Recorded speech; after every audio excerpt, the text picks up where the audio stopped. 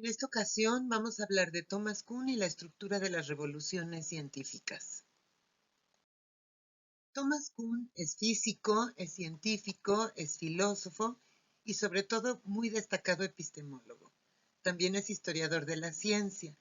¿Qué es lo más destacable de este personaje que contribuyó al cambio de orientación de la filosofía de la ciencia en la década de 1960? Kuhn se hace varias preguntas, entre ellas, ¿cómo es que se lleva a cabo la actividad científica?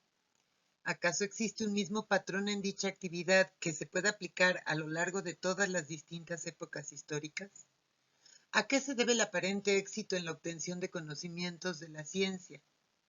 Y ese conocimiento, por otra parte, ¿es acumulativo a lo largo de la historia? Esto ¿es lineal? Para ello hay que tener en cuenta una distinción entre dos concepciones de ciencia, una formalista y una historicista. En la concepción formalista, la ciencia es entendida como una actividad completamente racional y controlada. Esta concepción está principalmente representada por el Círculo de Viena. Aquí tienen algunos de sus principales representantes. Desde luego está Rudolf Carnap, está Carl Gustav Hempel, está Reichenbach, etc. La concepción historicista, por su parte, representada por el autor que nos ocupa, Thomas Kuhn, piensa que la ciencia se entiende como una actividad concreta que se ha venido dando a lo largo de los siglos, pero que en cada época histórica presenta peculiaridades y características propias. La obra más importante de Thomas Kuhn es su texto intitulado La estructura de las revoluciones científicas de 1962. En esta obra, el autor nos explica cuál ha sido la evolución histórica de este pensamiento científico. En este maravilloso libro, que desde luego les recomiendo muchísimo, Kuhn replantea y critica la filosofía de la ciencia, la epistemología, desarrollada hasta entonces por Carnap y Hempel. Recuerden que ambos autores pertenecen al Círculo de Viena y por lo tanto sostienen que solo la ciencia puede hablarnos con conocimiento de causa del mundo real. Y en este sentido rechazan la metafísica. Para Kuhn la ciencia se desarrolla siguiendo unas fases muy precisas. La primera es el establecimiento de un paradigma. La segunda es la ciencia normal. La tercera es la crisis. La cuarta es la propia revolución científica. Y la quinta es el establecimiento de un nuevo paradigma. Vamos aclarando algunos términos. El primero sería el de paradigma. Paradigma proviene de la palabra griega paradeima, que significa modelo o ejemplo. El paradigma no es más que eso, un modelo explicativo. Pero incluye todas las creencias epistemológicas y ontológicas que comparten los miembros de una comunidad científica. Esto es, cada comunidad científica tiene una serie de fundamentos epistemológicos y ontológicos muy particulares que no son los mismos de una ciencia a otra. Pero no solo comparten esta parte de los fundamentos, sino también una serie de compromisos. Igualmente comparten metodología. Eso es un paradigma. En general, son las realizaciones científicas y universalmente reconocidas que, durante cierto tiempo, proporcionan modelos de problemas y soluciones a una comunidad científica. El progreso científico no se da entonces por una simple acumulación de conocimientos, es decir, aquella pregunta inicial de si era lineal el avance de la ciencia, si nada más se van sumando conocimientos, pues la respuesta es no. El progreso científico se da por revoluciones científicas, por revoluciones científicas. ¿Y qué es una revolución científica? Pues es la transformación radical de un paradigma antiguo que se ve reemplazado completamente o en parte por uno que es nuevo e incompatible con él. Todos los cambios científicos, desde la perspectiva de Kuhn, se han dado a partir de estas revoluciones científicas, de estas transformaciones radicales. Un ejemplo muy claro de revoluciones científicas se da en la astronomía. Ahí podemos observar episodios de desarrollo no acumulativo en los cuales el antiguo paradigma, por ejemplo, el del geocentrismo, es reemplazado completamente o en parte por otro nuevo e incompatible, el heliocentrismo. De hecho, en la actualidad sabemos que no solo no se dan movimientos circulares alrededor de la Tierra ni del Sol, sino que las órbitas, en primera, no son círculos perfectos, son elipses, y en segunda, el movimiento es helicoidal. Volviendo a la parte de las fases que este proceso implica, la primera sería el paradigma, es decir, hay una serie de macroteorías que se aceptan en cada comunidad científica, como el ejemplo de la astronomía que presentamos con anterioridad.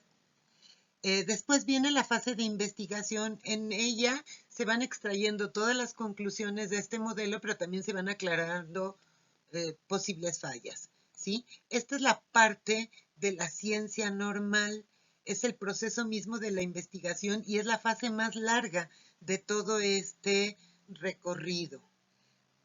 Sin embargo, hay un punto en el que aparece una crisis, es decir, el paradigma se pone en cuestión. Se empiezan a preguntar si es el marco adecuado, si debe ser abandonado, porque empieza a presentar anomalías. A medida que estas anomalías crecen, viene una fase en la que empiezan a proliferar nuevos paradigmas, es decir, se empiezan a proponer nuevos modelos, ya sean provisionales, tentativos, pero todos ellos compiten entre sí hasta que hay una revolución científica. Con esta revolución científica, el nuevo paradigma sustituye al tradicional, de tal manera que se instaura un nuevo paradigma y la fase se vuelve a repetir.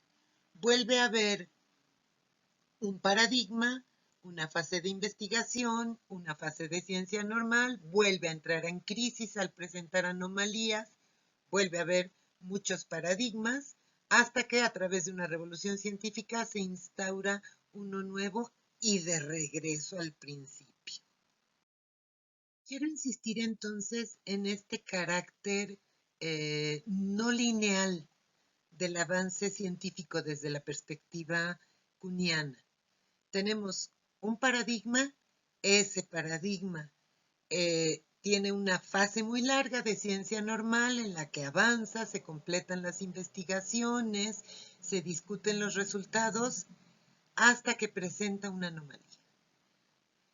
Una vez que presenta esa anomalía, entra en crisis, hay una revolución científica y ¿qué ocurre? Se establece un nuevo paradigma. Pero esto también es un poco cíclico, porque al establecerse un nuevo paradigma, vuelve a haber una fase de ciencia normal muy amplia, se vuelve a presentar una anomalía que provoca una crisis, a su vez una revolución científica y vamos con un nuevo paradigma. Entonces, es interesante establecer estos hitos que se han dado en el avance científico, como en el caso de la astronomía, lo fue la revolución copernicana frente al sistema aristotélico-tolemaico geocéntrico, ¿sí? Y actualmente, pues seguiremos con esos cambios. En todas las ramas del conocimiento se pueden encontrar estos cambios de paradigma. De hecho, en la educación también son muy patentes.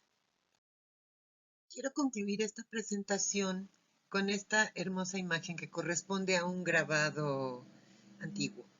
En él podemos ver a este personaje inmerso en el sistema geocéntrico y que se atreve a mirar más allá, levantando la parte de la bóveda cual si fuera una cortinilla para buscar nuevas perspectivas. Sin esta actitud científica no hubiera sido posible ese paso del geocentrismo al heliocentrismo. Aquí me gustaría recomendarles que vean de la serie Cosmos de Neil deGrasse Tyson el capítulo 1, que hace una caricatura, una animación a partir de este grabado, en el cual supone que el personaje es Giordano Bruno, que se atrevió a correr esa cortinilla y a ver más allá. Y también a reflexionar sobre cómo a veces las instituciones, en este caso la iglesia, se cierran a esta apertura científica, y en el caso de Giordano Bruno, pues lo llevó a la muerte por la hoguera.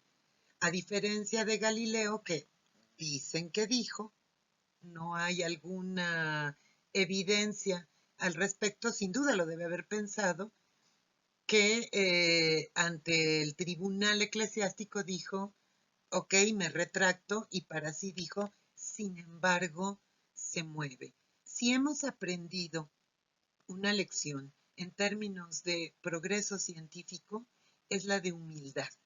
Es decir, la ciencia siempre es revisable, siempre es mejorable.